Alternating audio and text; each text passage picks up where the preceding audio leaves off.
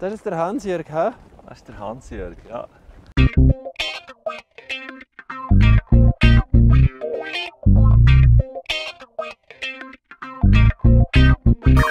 Wo kommst du?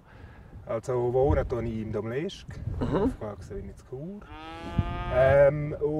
Dass ich jetzt heute da bin, ist, sage ich jetzt einmal, ein Zufall.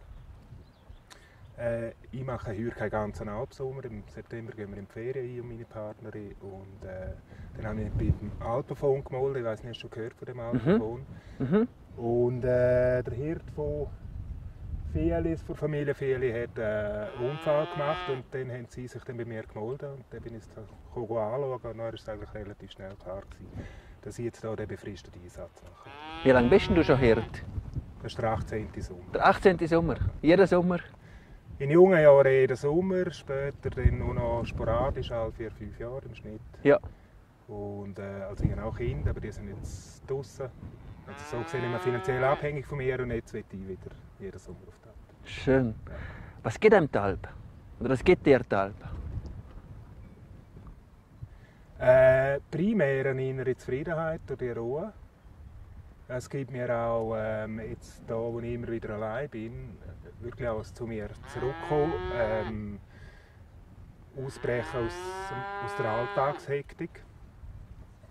Ja, es kann da auch hektisch zu und her gehen, aber dann sind es so einmal momentane Einsätze und dann beruhigt sich alles. Genau. Einsam? Nein. Gibt es nicht da oben? Nein. Nein, ich durfte den Hund mitnehmen von ihnen.